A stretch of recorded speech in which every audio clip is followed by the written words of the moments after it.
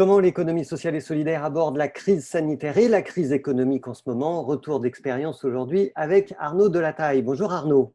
Bonjour Frédéric. Vous êtes le cofondateur d'Asso Connect. Asso Connect, c'est un outil de gestion numérique pour les associations. C'est une grosse plateforme aujourd'hui qu'on peut trouver sur Internet et qui apporte une multitude de services pour les associations. Vous avez 15 000 associations clientes, c'est assez considérable. Dites-nous comment est-ce que vous, en tant qu'entrepreneur, en tant qu'entreprise Asso Connect, entreprise sociale, je le précise, comment est-ce que vous abordez cette crise aujourd'hui? Je dirais qu'il y a eu plusieurs étapes dans cette crise. La première étape était évidemment celle qui arrivait en mars avec la première vague du Covid. Et lors de cette première étape, c'était l'angoisse intégrale de tous les côtés. Et côté Asso Connect, finalement, ça avait un impact extrêmement fort parce qu'on ne savait pas du tout quelle sauce on allait être mangé. Et donc, on était dans une incertitude extrême, d'une part, et donc la réaction extrême de tous les côtés, en interne, avec nos investisseurs, avec le marché. Et donc, on prenait des décisions au jour le jour. Impossible de gérer une boîte au jour le jour. Et ça a duré quelques jours, quelques semaines. Et c'était finalement un joyeux bazar. Et puis, petit à petit, on a appris à vivre avec la crise. On a appris à ne pas se faire d'illusions sur le fait que ça ne serait pas fini demain, et que ça prendrait du temps. Donc, on s'est aussi organisé pour. On pourra peut-être en parler, mais on a eu la chance de lever des fonds en début d'année, ce qui nous laisse du temps devant nous. Vous avez levé 7 millions d'euros pour vous développer sur le marché américain, on en parlera tout à l'heure, mais effectivement, ça vous donne de l'air. Ça nous donne de l'air et les choix qu'on a faits, c'est d'investir de manière un petit peu plus prudente, de se donner plus de temps. Et donc aujourd'hui, malgré ce reconfinement, on l'aborde de manière un peu plus sereine. En tout cas, on essaie de créer les conditions pour ne pas avoir à chaque jour changer de cap. Vous avez un cap, par contre, ce n'est pas forcément toujours le cas des 15 000 associations qui sont clientes chez Asso Connect, qui ont ouvert un compte chez vous. Comment est-ce que vous ressentez le marché associatif français en ce moment? L'énorme difficulté qu'elles ont, c'est tout simplement qu'elles ne savent pas à quelle sauce elles vont être mangées. C'est très représentatif dans le sport ou la culture ou les endroits où finalement les associations, leur raison d'être, c'est de faire se rencontrer des personnes et quand il y a un confinement, elles ne peuvent pas, tout simplement. Et déjà, fin octobre, le CNOSF lançait une lettre ouverte indiquant qu'il y avait une baisse de l'ordre de 25% des adhésions et que ça pouvait devenir catastrophique pour le secteur. Il se trouve qu'aujourd'hui, tout ça est encore amplifié parce qu'il y a un mois, les clubs de sport étaient encore ouverts pour les jeunes, pas forcément pour les adultes. Aujourd'hui, ce n'est plus le cas. Donc, le secteur souffre énormément. Nous, ce qu'on expérimente, c'est une baisse dans ces deux secteurs de l'ordre de 30% des adhésions, qui peut s'accentuer parce qu'il y a du remboursement d'adhésion en ce moment qui s'effectue. Mais on observe quand même une grosse résilience. Les assos sont quand même très souvent gérées en bon père de famille, donc elles ont un peu de quoi voir venir. Elles doivent mettre beaucoup plus d'énergie qu'elles ne le font déjà pour maintenir le navire à flot, mais le secteur résiste. Pendant le premier confinement, vous aviez lancé une opération qui s'appelle Protège ton soignant. Vous aviez essayé de collecter du matériel médical pour venir en aide au personnel soignant. Vous pouvez nous raconter combien vous aviez levé en valeur de matériel et comment ça s'était passé? Oui, bien sûr. Alors, je ne veux pas qu'on s'attribue la gloire de la chose parce que Protège ton soignant, c'est une initiative qui a été lancée par un groupe d'entrepreneurs. C'était collectif. Et voilà, c'était un collectif. Il y a plus d'une centaine de personnes qui étaient impliquées là-dedans.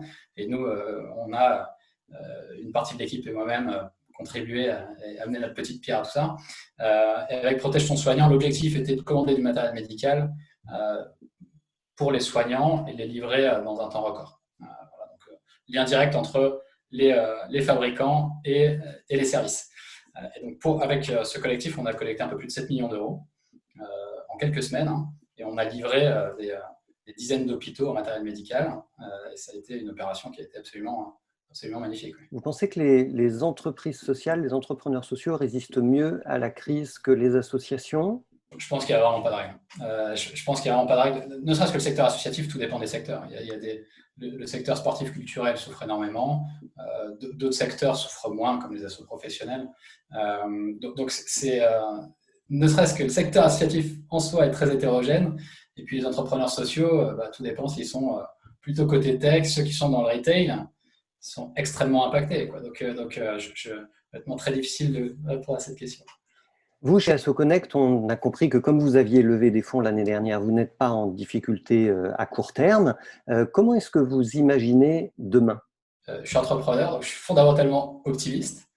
Et je sais que le secteur trouvera des ressources, que nous, on saura innover aussi pour l'aider. Et donc, on est hyper optimiste. On a eu une phase très difficile sur le début de l'année où la croissance a été très ralentie. La chance qu'on a, c'est qu'on a très peu de désabonnements. C'est-à-dire les gens qui utilisent AssoConnect continuent à l'utiliser. Et moi, je pense que ça leur sert justement dans ce genre de période d'avoir des outils numériques. Mais la croissance a ralenti pendant la première période de l'année. Aujourd'hui, ça repart quand même, hein, malgré le confinement. Donc, on est assez optimiste sur le fait que les assos ne restent pas attentistes éternellement non plus. Et donc, elles sont en train de se transformer aussi. Donc, sur le long terme, pour nous, on pense quand même que ça amène le secteur à se repenser et à aller davantage vers le digital. On sent bien aussi que cette levée de fonds, c'est un petit peu l'instrument qui vous permet de sortir la tête de l'eau pendant cette crise. Une levée de fonds, les associations ne peuvent évidemment pas en faire.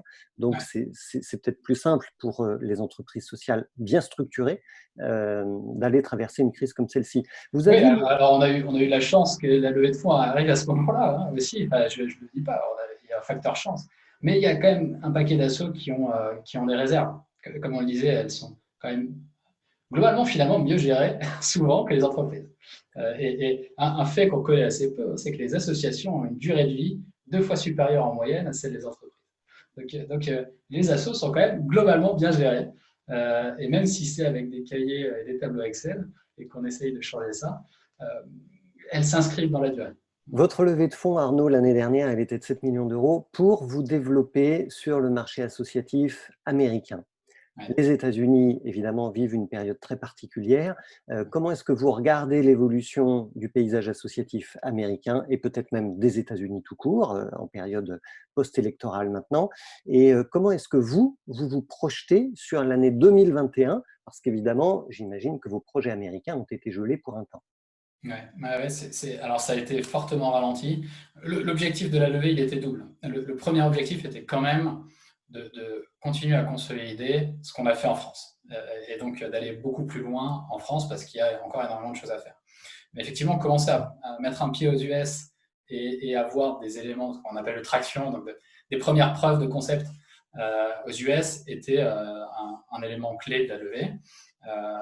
On le fait, on commence à avoir quelques clients là-bas, mais l'impact du Covid aux US, c'est décuplé par rapport à ce qui se passe en France.